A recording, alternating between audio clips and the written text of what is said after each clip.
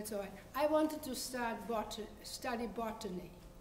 That's what I wanted to do. So I applied in Bonn. There was no opening in the Department of Botany as a student. The labs, you needed lab space, and there wasn't any because they were destroyed too. Cologne, the same thing. You have to wait 3 years to get into to be able to study botany. Why was that? It was all, no, in retrospect I know it was all the returning guys, the German soldiers that were coming back from the prison camps all over the world, mainly the ones in Russia who were held later, and they all had priorities. They all got ahead of the line, the soldiers. And that's why I had to wait 3 years in order to study botany, but I couldn't do that, so I enrolled in the only thing there was an opening in the department, which is, when I think about it, so ridiculous. Economics. Yes, I studied economics, and obviously I didn't finish it. I went to the United States, and at that university, and they said, so what are you going to be studying? I said, economics. And it was a small university, well, fine, you know, go ahead. I don't think, my advisor said, I don't think that you're only going to be here 1 year, you should concentrate on English. Because I only had high school English. Concentrate on English. You'll be an English major or something, or take the courses in English. And so I had American literature, English literature, and read Beowulf, you know, in the original, and some of those things. I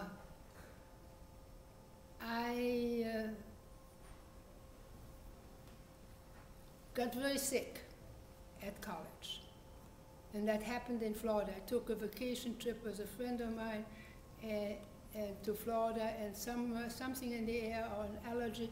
I got terribly sick. That was at the end of the year that I was going to spend some time in Florida, and then I had my trip. That was by boat, by the way. You know, flying at that time was totally expensive, so I had my boat trip all booked, and I got very ill, and I had to miss my boat, and I was really, really sick. And of course, there was no communication with my parents and what to do yet. They didn't have a phone. So people here, my college got, through my roommate that was with me in Florida, the college got note of that I was sick and that I couldn't I'd missed my boat.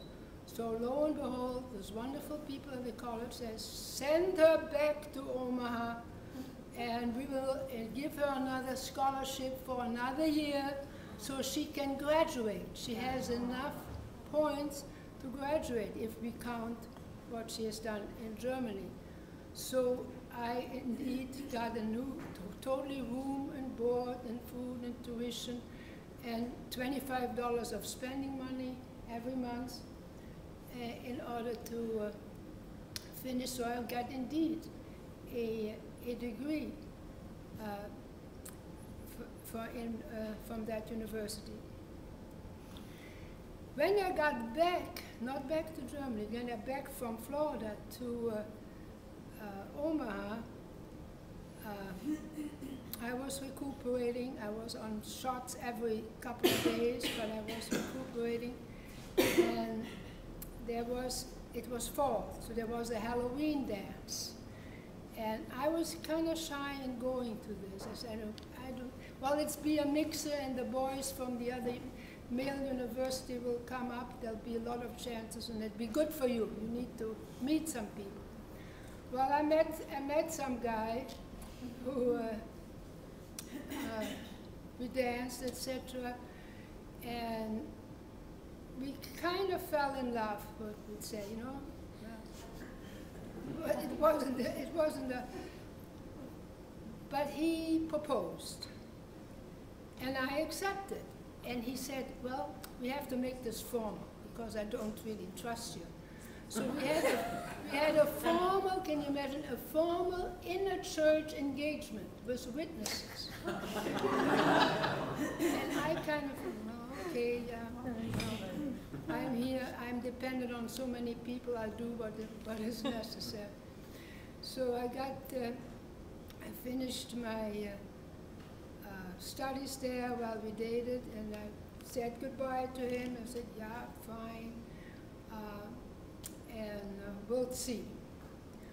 Well, I probably didn't when I was back in Germany at the University of Cologne to finish my work there, because I didn't have the examen yet. He kept writing, and he said, well, are we going to marry next summer? I said, well, I'll come and get you. And he said, well, you know, my family doesn't know about this yet. I didn't tell him that I'm engaged, etc. He said, I'll write to your dad. And he did what he thought was very German. He wrote in German, got himself somebody to help him because he doesn't know German, and asked officially, I'll ask for your daughter's hand. And I guess my dad went along with the game. He was a farmer, and he must have been totally puzzled by it. He said yes, and so I let it ride. So pretty soon said, I'm coming, I booked, I'm coming get you. And he did. So he came to Germany, and we got married there and got on a boat and bought a Volkswagen, borrowed money from the other end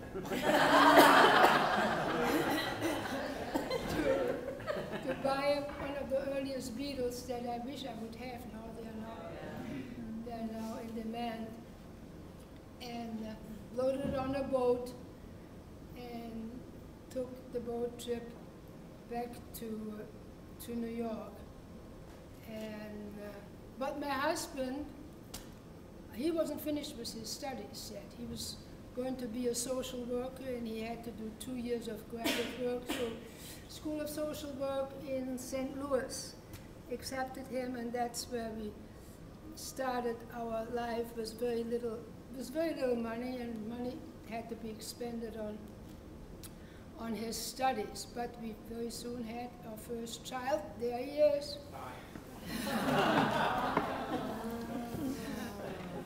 And after 2 years of social work for him, at that time I did indeed, in order to earn money, I also worked. Oh, that's funny too.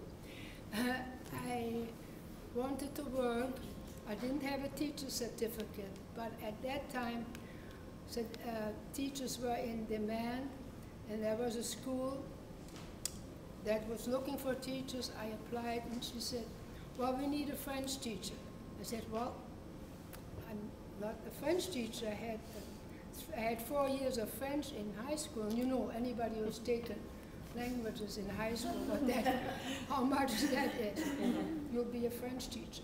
So I taught French. I taught French after 4 years of high school, French at Villa du Chêne, at a girls' school which is still in existence there. After my husband graduated, and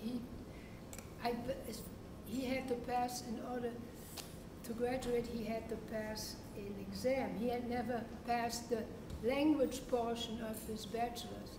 So I very often thought that he married me in order to have somebody tutor him for his German exam that he had to pass.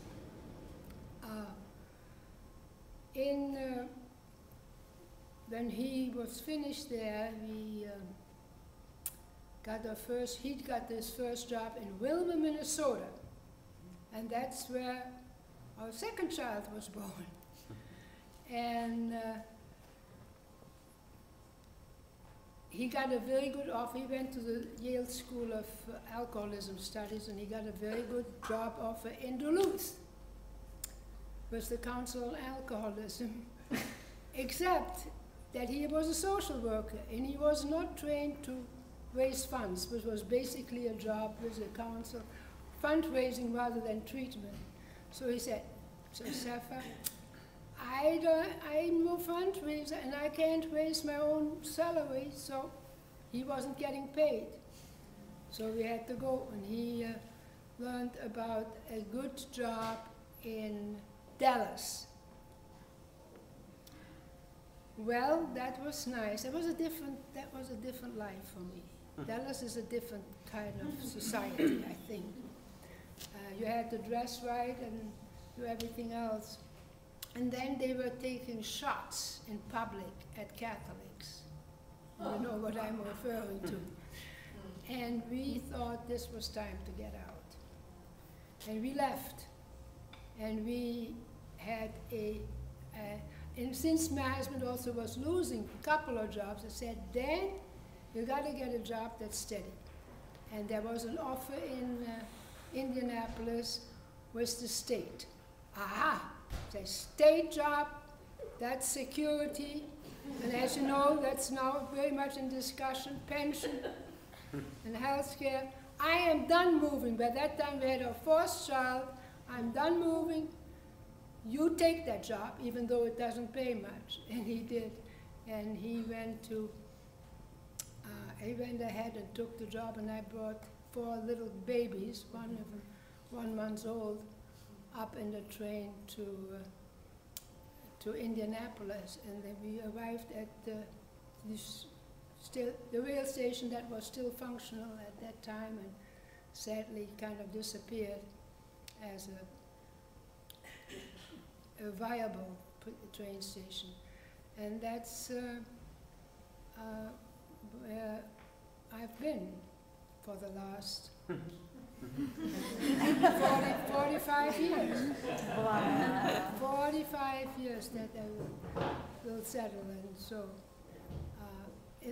there probably, is there time left? Should I take questions?